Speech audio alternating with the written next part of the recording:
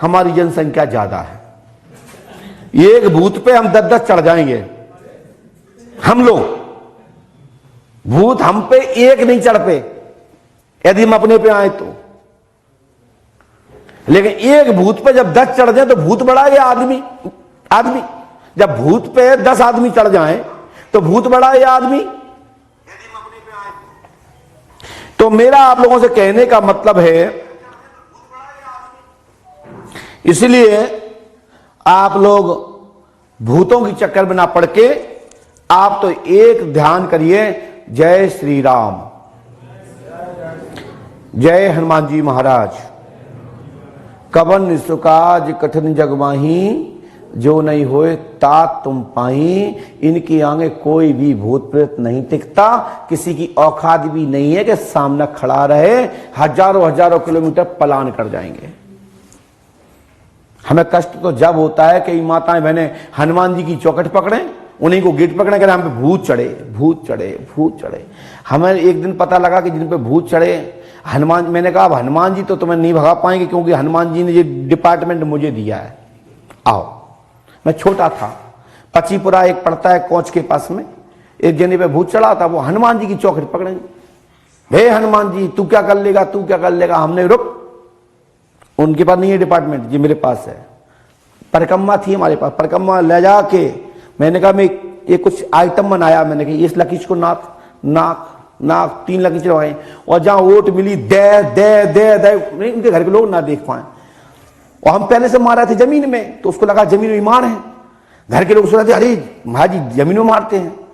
ले जाके वोट में 5 डंडा सटकारे पीछे, हाय हम तो कोई भूत नहीं है। अरे हमने रुक जा तेरे पर भूत है वे।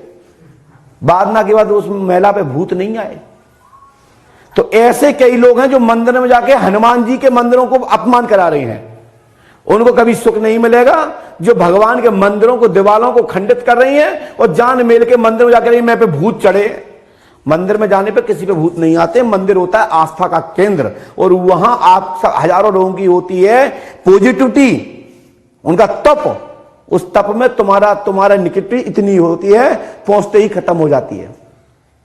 ये दिमाग में बैठा लेना। हनुमान जी के सामने पहुंचते ही, चाहे पंडोकर का मंदिर हो या दुनिया में किसी कोई मंदिर हो, बस मंदिर में मंदिर हो, चाहे वो इतना सा हो चाहे इतना बड़ा हो, वहां पे भूत नाम की चीज नहीं जा सकती। आगे पीछे बात की बात है, लेकिन मंदिर पे जाते ही ठीक होना पड़ेगा। कृपया इस बात को दिमाग में बैठा लीजिए। तो श्री हनुमान जी पंडोकर सरकार त्रिकालदर्शी दरबार में जो मैंने आज संदेश दिया, और लगभग 1-1.25 घंटा जो मैंने जो भी बोला है, मैंने ये बोला है कि इससे आप दिमाग में बैठा रहे हैं कि पंडोकर सरकार दरबार आपको, बेटा बच्चे लोग आप लोग बाहर जाओ,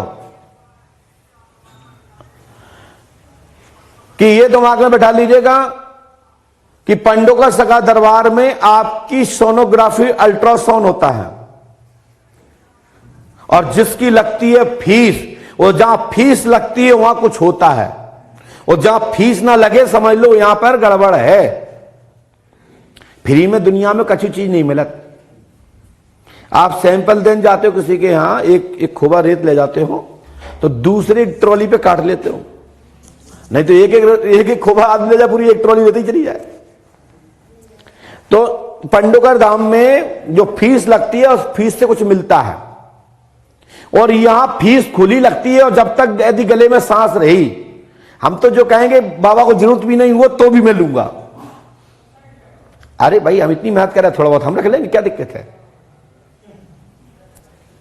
लेकिन बिगर पैसे के, बिगर तुम्हारा कुछ लगे, तुम्हारी आस्था नहीं रहेगी। कई लोगों को पता लग जाए कि गुरुजी से फोन करवा दो तो पैसे नहीं देने पड़े। अब जो जान लोग यदि तुम हमें पैसा नहीं दे हो तो हम तुम्हें दवाई भी दे दें का, बेवकूफ है का। हम ऊपर चले लिख दें, जाओ बाहर के मेडिकल से खरीद लीजिए, जाओ, हमारा कमीशन तो हमारे पास तो आ ही जाएगा। लेकिन तुमने क्या सोची कि हमने फीस नहीं दी और गुरुजी मिल लेंगे। इसलिए कृपया करके सिफारिश तो करो ही मत, और करोगे तो फीस से ज्यादा लग जाएगा, तो पता भी नहीं पड़ेगा। तो पंडोकर सरकार दरबार में जो दान दक्षिणा आप दे रहे हैं, मैंने आपका हाथ पसार के लिया है। मैं भगवान से प्रार्थना करता हूं आपका एक एक राशि किया दिया हुआ दान आपके लोक कल्याणार्थ में हो, आपके लिए भला हो, आपके बच्चों को, आपके परिजनों को इस दान का लाभ प्राप्त हो। परमात्मा मेरी जो भी किया हुआ तप है वो भी आप सबको प्राप्त हो, आशीर्वाद है। नास्तिक प्रवृत्ति के लिए मैंने पहले बोल ही दिया है कि आपने पैसा दिया तो फ्री में नहीं दिया, आपने मेरा समय लिया, मैंने आपको एक पर्चा लिख के दिया, मैंने आपको संतुष्ट किया, उसकी फीस है। आप मेरे बताए अनुसार काम करोगे, मेरी पद्धति को अपनाओगे तो सफलता मिल जाएगी, और मेरी पद्धति को अपनाओगे नहीं तो सफलता नहीं मिलेगी। जय सीताराम। हमारे दोनों रिश्ते क्लियर। आइए दरबार में जिन वक्तों के पर्चा लिख के दें वो लैमिनेशन करा के रखें। जिस पर्चे में कुछ भी बताया जाए उस पर्ची को पढ़ें, समझ में ना आए तो टोकें। और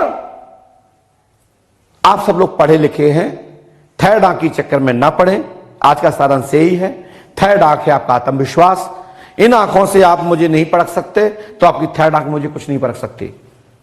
थर्ड आंख है आपका ज्ञान, आपकी तीव्रता, तीव्र बुद्धि, यही है तीसरा नेत्र। और वो तीसरा नेत्र के लिए ना तुम शंकर बन सकते ना तुम त्रिकालदर्शी हो सकते, कभी नहीं बन सकते। क्योंकि हम लोग 50 साल 100 साल जीने वाले लोग दाएं बाएं निकलते ही कितना अच्छा, बस कहानी खत्म। तुम्हारा जितना तप है वो हालकल खत्म होगा। मेरी बात समझ रहे? इसलिए तीर्थ स्थल, वन खंडों में, जंगलों में, ऐसी अति दुर्लभ जगह पर जहां कोई सहज ना पहुंच पाए, वहां साधना करने वालों को संतत प्राप्त होता था। 5 स्टार में रहने वालों को संतत प्राप्त नहीं होता है। इसमें अपना समय व्यर्थ मत बिताइए। आजकल हर लड़का नेता बनना चाहता, और जो पंडू खड़ा जाता है वो कहते हैं जी सबसे अच्छा, जहां चुनाव नहीं होना सुबह कहते हमने तो त्रिकालदर्शी बना दो। बहुत लोग आते हैं, इतने आते हैं, हंसी आती है भयंकर। मतलब हम कहते हैं भाई साहब उसके लिए हमसे तो पूछो, मैं घरे जाके पूछ के आओ, घरे जाके खाना खान नहीं जा पाते, लड़ाई तक हो जाती है। बताओ दुनिया को आशीर्वाद दे रहा है, घर में आशीर्वाद भी नहीं होता। तो मेरा आप लोगों से कहने का तात्पर्य है कि आप लोग भगवान को जपो, शेष अपने माता पिता की पूजा करो, चलते उठते सोते जागते एक बार पैर छुओ, उनसे प्यार भरा आशीर्वाद लो, हाथ फिरवाओ। आपको दिन भर किसी प्रकार की हानि नहीं होगी। और त्रिकालदर्शी बनना है, अपनी पढ़ाई की हुई पढ़ाई को प्रखरता को लाइए, किसी से बात करो, बुद्धात्मक प्रताप में करो, ज्ञान में ही करो।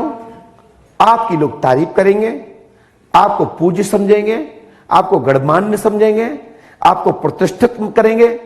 और यदि आप पढ़े लिखे भी हो और आपके विचारधारा में, आपकी बुद्धि में, आपकी शैली में, आपकी जीभ से वो शब्द नहीं निकलेंगे तो पढ़ाई माने नथिंग, कुछ भी मतलब नहीं है। और बहुत ऐसे लोग घूमते हैं पढ़े लिखे लोग जिनके पास बहुत ज्ञान है, लेकिन जब बात करो तो ऐसा लगे कि ये कुछ भी नहीं है।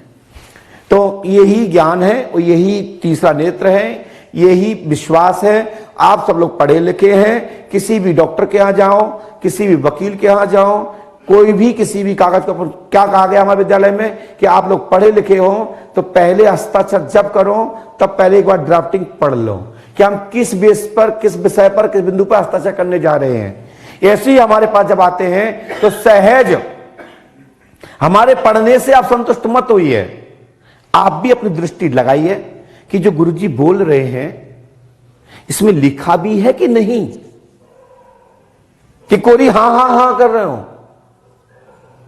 हां इतना जरूर मैं कह देता हूं, मेरी 1-2 कमियां हैं, वो मिलेंगी पढ़ने में। एक तो मात्रा उल्टी सीधी लगी होंगी, लाइन सीधी नहीं हुआ है,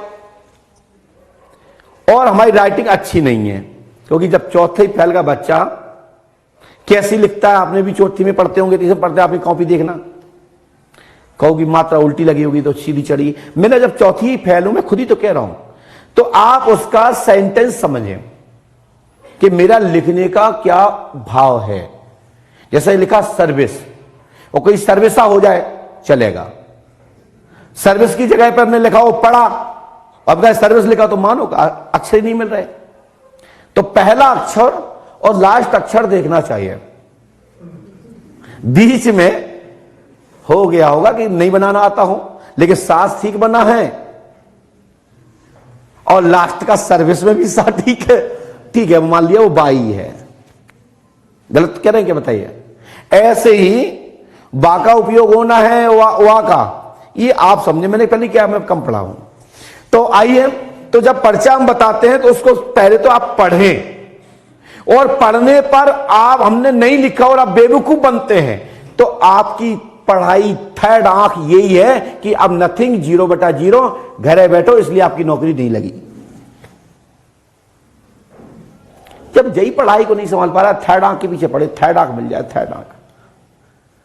तो ये दो आंखों से मुझे जान लीजिए, आपने फीस दी है, बेवकूफ बनने के लिए नहीं दी है। पंडोखर धाम आए हैं, प्रसाद चढ़ाओ, प्रसाद ग्रहण करो, यदि दूषित है तो ग्रहण मत करो, इंफेक्शन होगा। भगवान यही कहते हैं कि नीचे पड़ा पड़ा हमारा प्रसाद, उसमें हजारों करोड़ों मंखियां चढ़ रही हैं, उसमें धूल चढ़ रही है, उसमें गंदगी जा रही है, गुटखा खा रहे पंडित जी वहीं बगरा रहे, वो भगवान ने कहा खाया गुटखा से उस पर जाए, मत खाइए, उसका विरोध कीजिए। बस मेरा कहने का मतलब है, भगवान के प्रति श्रद्धा रखिए और बेवकूफ मत बनिए। हम सब लोग पढ़े लिखे लोग हैं और साधु संतों को मानिए, इनको हमारे पूर्वज मानते आए हैं। और मैं तो चौथी फैल कम पढ़ा व्यक्ति, मैं आप पढ़े लिखों से कह रहा हूं कि भगवान को मानिए, क्योंकि जितना आप 7-7 हजार रुपए देके मुझे बैठे हो, सब उन्हीं के प्रभाव में देके बैठे हो, इसलिए आपको कोई किसी ने 7,000 5,000 नहीं दिए, बिगर दुकान के, बिगर सौदा के, बिगर कंपनी के। और मेरे पास तो कोई टाइटल नहीं, कोई माल ही नहीं दिखावे वाला, और तो भी 7,000 रुपए 11,000 देके आप लोग बैठो मेरे सामने। तो ये भगवान की ताकत, संतों का आशीर्वाद ही है कि मेरे हृदय में इतनी बुलंदता है, क्षमता है। चेहरे पे ये शकल नहीं है कि कोई व्यक्ति वापस करा लेगा, बिल्कुल नहीं करा सकता है। जितने लोगों ने पर्ची कटाई है, सबका पत्ता अंदर ही आएगा, बाहर नहीं आने वाला, क्योंकि हम में वो क्षमता है, अपने इष्ट के प्रति भरोसा है, और उस भरोसे से तुम्हारा काम होता है, ना कि मैं किसी का कोई काम नहीं करता हूं। ये दिमाग में बैठा लें, और यूट्यूब पे जो जितने देख रहे हैं, जितने भी फालतू के क्वेश्चन करते हैं, मैं उनको बता रहा हूं। और जितने थोड़े बहुत चिरकुट टाइप के झाड़ फूक करने वाले लोग हैं, इनकी तो औकात ही नहीं है कि ये मेरी भाषा को ही समझ पाए कि मैं क्या कहने वाला हूं। ये तो अपनी दुकान चलाएं, लोगों को नींबू काटें, उतारा करें, इतने से ज्यादा नहीं आता इनको। तो आप लोग विशेषकर परमात्मा को भजिए, यह है सबसे बड़ा मंत्र। विश्वास, अपना ज्ञान, अपने ज्ञान से दूसरे वाले ज्ञान को टेस्ट कीजिए। गले उतर जाए उसको बोलते हैं विश्वास। जब गले उतर जाएगी तो हृदय संतुष्ट हो जाएगा, गदगद हो जाएगा। 80% काम सुनते ही पूरे हो जाते हैं, 20% में समय आने पर सफलता मिलती है। और मैं आपसे कह दूं आपके पिता का नाम वीरेंद्र कुमार है, आप कहोगे नहीं, तो हम कछु भी बताएं आपको संतुष्टि नहीं मिले। तो कई लोग कहते हैं कि हमारे पंडों का नाम क्यों बताते हैं, क्या बताने की जरूरत है गुरु जी को चमत्कार दिखाने की। मैं कहता हूं मूर्ख, यदि मैं नहीं दिखाता तो इस लॉकडाउन में पंडोकर धाम में ये 2,500 लोग नहीं बैठे होते। ये इसलिए बताना पड़ता है, यदि करंट लाइट ना जल के दिखाती होती है तो कोई लाइट स्वीकार नहीं करता। लाइट भी कहती है ऑन करो, फटाक से लग जाती है कि मैं हूं। इसलिए लॉकडाउन में आप लोगों को यह डर नहीं है कि मेरी सीमा बंद हो जाए तो मैं जाऊंगा कहां। तो इनकी ताकत से आप खींचे चलाए हैं, उस ताकत को मैं नीलाम नहीं करा सकता। इसलिए बार बार मैं कहता हूं कि मैं जब भी लिखता हूं किसी का नाम, तो मेरे लिए तो आम बात है, मेरे भक्तों के लिए आम बात है, जो मुझे जानते हैं, जो मेरे कार सेवक हैं इस धाम के, उनसे कहना कि गुरुजी ने नाम बताया था, तो मुकेश जी का चेहरा देखना, कोई ऐसा नहीं दिखाएगा कि बहुत बड़ी बात हो गई। रोज होता है, हजारों होते हैं। टेकराम भैया बताओ अपने यहाँ क्या नहीं होता है। छत्तीसगढ़ में आता हूं, क्या नहीं बताता हूं, आपको लगता है कि बहुत बड़ी बात हो गई। और जब हम पहली बार आए थे, क्या बात है, ओह ऐसे करते हैं, अचंभे होते हैं, एकदम लाजवाब हो जाता, मुंह खुल जाता, अरे इन्हें कैसे पता। उसी के तो 7200 हैं, उसी के तो 7200 हैं। नहीं तुम मेरे बब्बा का नाम बता दो, हमसे ले जाओ 11,000। हमारा काम हो ना हो कोई बात नहीं, चलेगा। जो निमंत्रण स्वीकार करना चाहे पूरे भारत में, संतों को छोड़ के, जो कहते हैं मैं त्रिकालदर्शी हूं, मेरे पिताजी के पिता के पिता का नाम बता दे, 4 अक्षर का नाम है, मैं 7200 लेता हूं, और प्रतियोगिता में मैं 7200 के 10 गुना करके दूंगा, वे 4 अक्षर बता दें और आप ले आओ। 7200 नहीं, हम तो 10 रुपए में बताओ, तुम 100 की पर्ची कटवाओ, बैल तैयार लो, हमारा तो रोज को काम है। आ जाओ, आमंत्रण देता हूं, आइए। और 7200 दे तो तुम तो और खुश हो जाए, वाह नाम पूछा ना, बेवकूफ है, लिया सीताराम जा, तेरा नाम मान सिंह है, क्या ले जाएगा। लेकिन ये नाम बताने के पीछे लॉजिक है, वो भक्त संतुष्ट हो जाए। नाम बताने से समस्या का समाधान नहीं होता है, ये बात सत्य है, ये बात सत्य है। किसी का नाम बता दो, मां का नाम बता दो, समस्या का समाधान वो नहीं है जी। हम इसलिए बताना पड़ता है कभी कभी, जैसे लाइट को छुओ तो झटका देती है, लगता अरे इसको ऐसे मत छूना, करंट खा जाओगे। बताओ यहां किसी को करंट लग रहा है? इतनी लाइट जल रही है, देखो सबरे, इतने बल्ब जल रहे हैं, किसी को लाइट लग रही, करंट लग रहा है? और उसको छुओगे तो क्या होगा? झटका लगेगा। जब तुम मुझे छूना चाहते हो तो मुझे झटका तो देना पड़ेगा, नहीं झटका नहीं दूंगा तो 7200 आएंगे कैसे? ये मेरी बात समझना अच्छे से। आप कई आउट भिंड चित्र, हम गुरु जी के गांव के।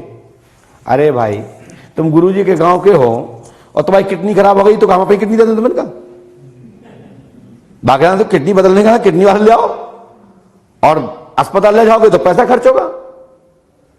इसलिए कभी भी तीर्थ स्थलों में जाकर के पक्षपात या किसी प्रकार का धार्मिक स्थलों में, तीर्थों में जाकर के यदि आप गवाह देते हो कि मैं भेज रहा हूं ये काम कर दो महाराज, और ये काम ना हो तो का, जैसे कोर्ट में लिखा जाता है गवाह देने कौन आया, फलाने योगी जी, पावती ले आओ 5 बीघा की, बोलते यदि कि वो भाग गया तो 5 बीघा तुम्हारी गई, मतलब तुम्हारा जो भी जुर्माना है 50,000, 1 लाख, 2 लाख, तुम उसको हाजिर कराओ, अन्यथा योगी चक्कर में जेल में आओ, तुम्हारे कहने में छोड़ा था। ऐसे ही मंदिर में, गुरुद्वारे में, किसी भी तीर्थस्थल में किसी भी भक्त को ले जाते हैं पंडित जी। कई बार कहते हैं ना हमने तो जिंदगी भर पुण्य किया लेकिन हमें आज ऐसा भोगना पड़ रहा है। भोगना क्या पड़ रहा है? तुमने उसको समझा ही नहीं और तुमने बयान दे दिया उसके पक्ष में, अब वो भाग गया तुम्हें चूना लगा के। तो भाई भगवान के यहां तो टैक्स तुम्हें देना पड़ेगा, कर्म तो तुम्हें भोगना, क्योंकि तुमने अपने खाते से दिया। डेबिट और क्रेडिट जब होता है बैंक से, तुम्हारा वैल्यूएशन हो, तुम्हारा उसको माल हो, तुम्हारे पास शक्ति उतनी, और आपने बयान दे दिया, डाटा खत्म।